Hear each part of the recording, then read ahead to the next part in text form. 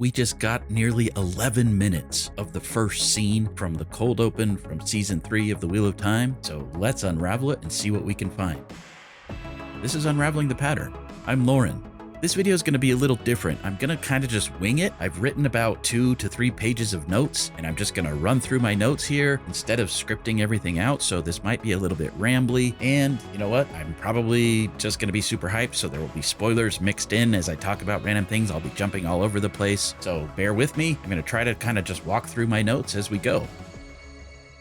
First thing I noticed, Lan is actually wearing the same sword strap here that I thought was Rand's father's sword strap that I misunderstood in some of the trailers. So it looks like Rand will not only be getting Lan's sword, but also his strap. And it looks like I was mostly right in my trailer breakdown about the order of events. With a few of the shots related to the cold open scene out of order in my breakdown, I was pretty close. I did call it that this opening scene of Tar Valon, where it's raining, would likely be the opening scene of the season. I'm just as surprised as you that I got that right. I promise I have not yet seen episodes. This is my first time seeing this scene, just like all of you, and I was just excited that some of my predictions were right. One of the things that I also speculated about in my trailer breakdown recently is this bigger interior shot of the tower isn't from the Age of Legends, as many of us suspected. They're just expanding the scope of the interior tower shots. There's a scene later where you see just outside of the hall of the tower, which is, I'm pretty sure, this hallway from this promo image with Elida and Queen Morghese. This scene, or this set, is larger as well, which gets me very excited. It seems that they've expanded the interiors. Obviously, this is VFX for this big interior here, but I was right. This is not the Age of Legends. This is just a present time interior shot, and I talk more about the colors and why I thought that in my trailer breakdown if you want to know more. Moving on, Liandrin's costume. I love the sort of black and red motif. We just assumed she was totally burned in this shot from the teaser, and that's why she had the black and red, but it turns out, no, that's actually part of her outfit. She is basically outing herself here as Black Ajah, and I'll talk more about that in a minute. Interestingly, Liandrin's accusations against Siuan here at the start aren't really false. Her accusations are correct. Siuan deflects and says, yeah, well, you're a dark friend and everything, but I think this whole attack, though Liandrin couldn't have anticipated that it would go exactly as it did, I think this whole attack was coordinated, that the Black Ajah was planning on making their move anyway. Too many of the other things that happen in this teaser lead me to believe otherwise, but I think she was just trying to sow chaos and dissent against Siuan ahead of time leading up to all of this. Probably she hoped that she would get people to turn on Siuan, and then maybe the Black Ajah could more secretly take over, but I do think that this was all coordinated. In this shot, when Liandrin makes her accusation against Siuan, working with a man who can channel, or at least meeting with a man who can channel ahead of time in Cairhien, the way Lyanna looks over at Siuan makes me think that Lyanna is hearing this for the first time, that this is news to her. I wonder how this is going to all play out, what the fallout will be from Lyanna obviously defending Siuan and her actions, but also probably wondering what was Siuan up to with Moraine. Siuan admits that if Liandrin's accusations were true, at best, the Hall could restrict her authority, and at worst, they could depose her. And, you know, the unsaid thing, they could still her. I love that foreshadowing. Another thing I loved in this teaser is they said the shadow instead of the dark. They're using terminology from the books more and more as the show progresses, which I'm so happy to see. The funny thing about bringing Nynaeve in to testify is she never even testifies. Just the fact that she's there, her presence alone, is enough for Liandrin to go, uh-oh, I effed up. And I think that's actually pretty funny. Obviously seeing Nynaeve dealing with her block was interesting to see as well. Siuan, Alanna, and Lyanna stick with their oaths. They only use the one power against Liandrin after their lives are threatened, which I found interesting. Just Liandrin attempting to attack is an immediate, nail in the coffin for Liandrin. She can break the 3 oaths. Okay, I'm gonna run through a bunch of things. This is kind of out of order. These are just my rambling thoughts. I made a bunch of bullet points. I wrote here, what's amazing about this scene is how much they packed into such a small amount of time. I mean, half of the scene is action, and yet there's so much dialogue and so many important things that are said. This is one of those things that the show does really well that a lot of dissenters or haters of the show, I feel, don't fully understand, is they have to pack so much into so little time, and they do it in a remarkable way. So here's just a bullet point of some of the things I noticed that this scene either teaches the audience for the first time or reminds the audience of from previous seasons.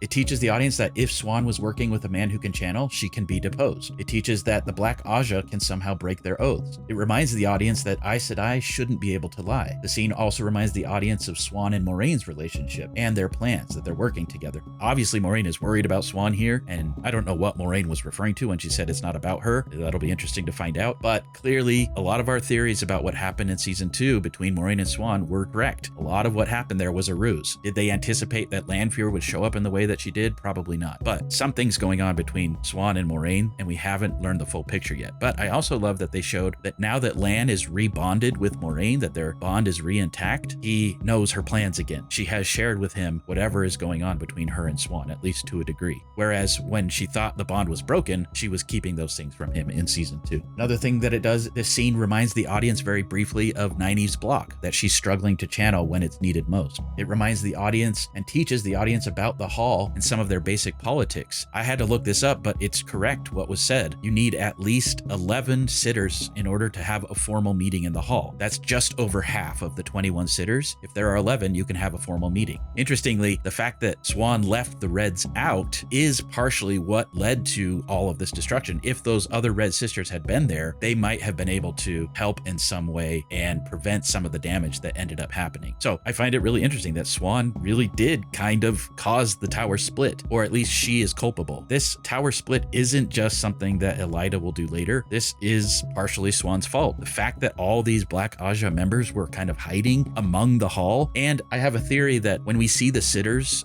in their 3 seats, the one who sits in the center is likely, for the purposes of the show, also the head of that Ajah.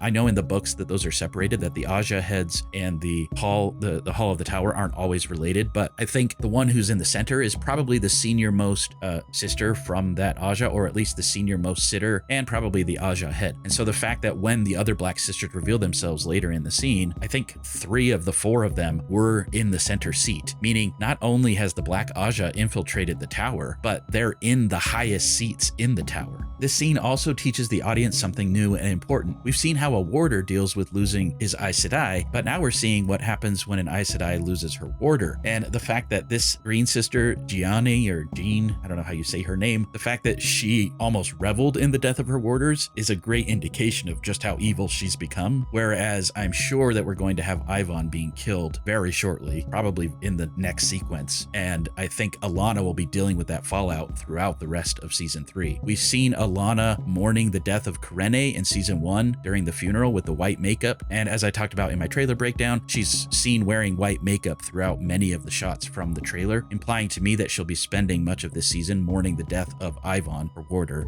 And I love that they're setting all of this up in this very quick scene, that they're helping us understand what the stakes are for Aes Sedai who lose their warders and how it will differ from a warder losing their Aes Sedai, as we saw in season 1. A lot of people complained about how much time was spent on Stepan and Karene, and I kind of agreed, but seeing that they're going to continue down this road of helping the audience understand these things really gives me hope. Something that I've really learned from this scene, and I know I'm rambling, is that the showrunners do know what they're doing. They are trying to set up breadcrumbs, not just for book fans, but for show watchers with a keen eye, so that they can say, no, remember, we talked about this back here, or this is a callback to this thing from season 1 or 2. They're really careful about only introducing what's needed as it's needed for the sake of the story, and it's done quite brilliantly, considering how little time they have on screen to show us all these things. Now, I do feel you almost need unravelings and fan breakdowns to understand all these complexities because some of it's so quick, but I really hats off to the creators and showrunners who do have the full story in mind. Every time that there's something weird that I don't quite understand or a choice that's made, I have to just remind myself to trust that they probably have an end game plan for a lot of these little things. And this 11-minute teaser or sneak peek does a really good job of proving that. There are so many little loose ends. One example, Naomi Sedai. She's probably the little person who was at the Dark Friends social in season 2. Now we've got that, nicely tied in a bow. We can move on. Okay, I know I'm rambling. Another thing this scene does really well is it introduces the 13th Depository, which was really exciting to me. And I'll just read my note here. It introduces the 13th Depository and what is likely a very important object related to Rand and the Tanchico story arc. If this object here, this bracelet, isn't 1/2 or 1/3 of the sad bracelets ter'angreal, then what are we even doing here? I wrote, they focused on this object more than any of the others, and later Liandrin asked Naomi, you got it? Implying that she was sent for a very specific object. Naomi says, and whatever else I could carry, implying that she was only meant to get one item, but took advantage of the situation and grabbed more. Speaking of this bracelet, notice the symbol on it shows a sun-like design with 8 points, perhaps representing the 8 Ajahs, including the Black, or the idea that in the show there are likely only 8 Forsaken instead of 13, or even possibly the idea that 8 women, likely instead of 13, along with 13 fades, can turn someone to the Dark One. I wonder if we'll get hints of all of this in season 3. Another thing that this scene does really well, it reminds the audience that there are Saw-Angreal and Terra-Angreal, or objects of the One Power. Interestingly, we've never heard the term Angreal in the show alone, so I'm wondering if they're just simplifying and they're just going to have Saw-Angreal and Terra-Angreal. Makes sense to me.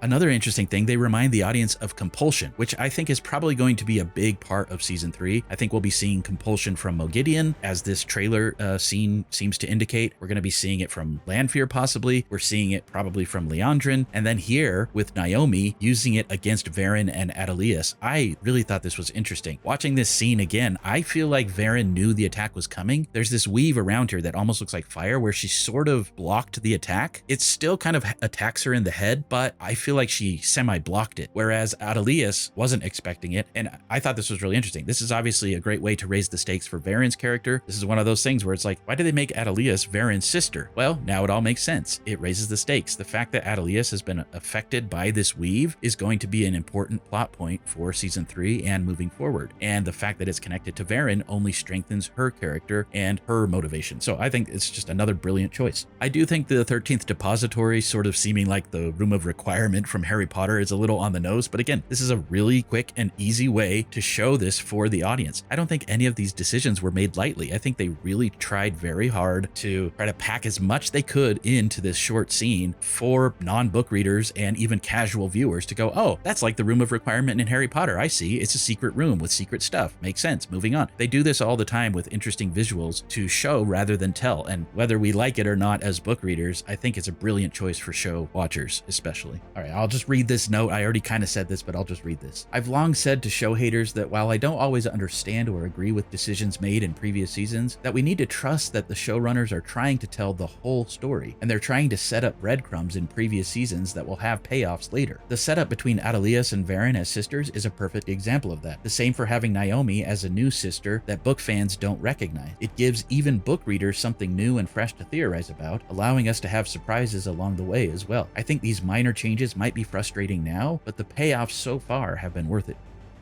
Another thing this scene did, it introduced 2 new Black sisters by name, Jean or Jeannie, I don't know how to say that, Jean the Green and Chesmal the Yellow. They reminded the audience that the yellow Ajah can heal. There are 2 different instances of this. Liandrin is healed by a yellow and Siuan is healed by a yellow. They taught the audience that Liana is absolutely incredible. I can't believe she just killed the white sister here with her staff and nothing else. Brutal. The violence in the scene was really brutal. You can tell that this is like a big showcase, that they're trying to catch more viewers, that they're trying to catch the attention of people who might not know what the show is or who might be on the fence. And I feel like this intro scene absolutely delivers. It has so much action, so much intrigue, really amazing VFX. Just the whole thing is incredible. Okay, a few other notes. Actually, a lot of notes. Can't be brief.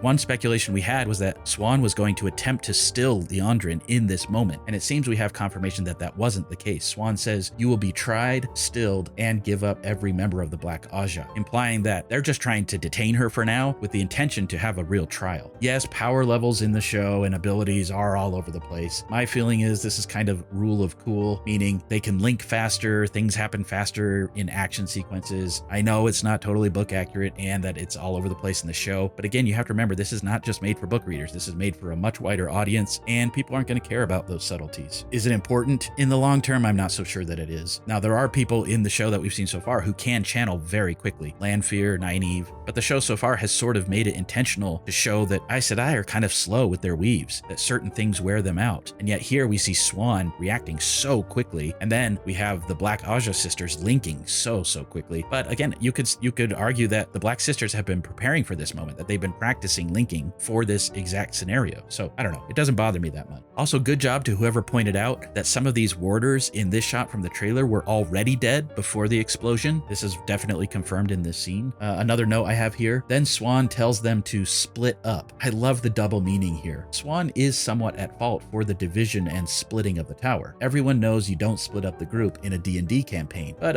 apparently Siuan didn't get the memo. I don't think things are going to end well for Alana when she confronts Liandrin and the other Black Ajah sisters in the street. So that was my note that I wrote. But then I started thinking, but hold on, there's this shot of Siuan and these sisters walking through the streets. It's very possible that they will also be there and that they'll kind of have the Black Ajah sisters surrounded. And I'm guessing in this scene, some of these Black Ajah sisters will not make it out alive. And I'm guessing Joya will be captured because there's this shot from the trailer where we see Joya in shackles in the 13th Depository. Just how deep does the Black Ajah really go in the tower? The fact that there was exactly one from each Ajah and a single 8th revealed, which was Liandrin, implies that this was a coordinated attack by the Black Ajah and that they intentionally only revealed one from each Ajah on purpose, just as in the books. In other words, we'll likely learn that there are a lot more Black sisters hiding in the tower. And then, so surprised, in the 13th Depository, we got the Redstone Doorway. It has snakes and foxes on it. I was so surprised. Look here, you can see snakes and there's foxes up here, and I think there's snakes over here as well. It's twisted. It's bigger than I imagined, but I love it so much. And I don't know, if they threw this in as an Easter egg, I'll be so upset. I think they're definitely going to be putting Matt and possibly others through the Redstone door frame. It's so amazing. Here's some of my notes. Does this mean we'll get to see Matt going through after all? If so, will he only go through once? Notice there's no evidence of Matt's spear or medallion in any of the promo shots or teaser shots. Yet I speculated that the medallion could be photoshopped out in some of these scenes. And then we got this poster last week, which does show the Foxhead medallion. So I'm wondering, could Matt actually get the Foxhead medallion in Tar Valon earlier in the season, or will he go through a second doorway in Tanchico? There's been a lot of speculation about whether there would be 1 or 2 doorways. Well, it looks like at least one is confirmed, but I'm still holding out hope that he'll visit the snakes first through the tower and that he'll visit the foxes later, probably in Tanchico. Anyway, I'm sure I missed a lot. I'm so excited that they dropped the whole cold open. I think this was a brilliant marketing move. I know I'm supposed to be working on my recap video. If you don't know what I'm talking about, Prime has commissioned me to do the official seasons 1 and 2 recap video. And just to clarify for some people, I'm doing one video that will recap seasons 1 and 2. I'm not doing multiple recap videos. But anyway, I'm really excited about that. I'm hoping that I can maybe do a second longer sort of like director's cut version of my recap video because I'm trying to keep it sort of short for the Prime Video YouTube channel. But I'm excited, you guys. I know I said I wouldn't be around, I wouldn't be doing much, but I just got so excited. I wanted to jump on here and just show some things that I noticed in this teaser. I apologize for the sort of long form, more rambling content, but I hope you found this interesting. Please remember to like and subscribe. Thank you to my Patreon and YouTube supporters and to all my new Patreon and YouTube supporters who have been jumping in since my trailer breakdown. Your support means so much to me. I need it. It keeps me going. I couldn't do this without that support, so thank you. If you'd like to support my channel, please consider supporting me on Patreon and YouTube, but at least like the video, subscribe if you haven't subscribed. I would love it if I could hit 35,000 subscribers by the time season 3 airs. I know that's kind of a long shot, but things have been ramping up and I just appreciate it so much. And yeah, until next time, let the dragon ride again on the winds of Prime.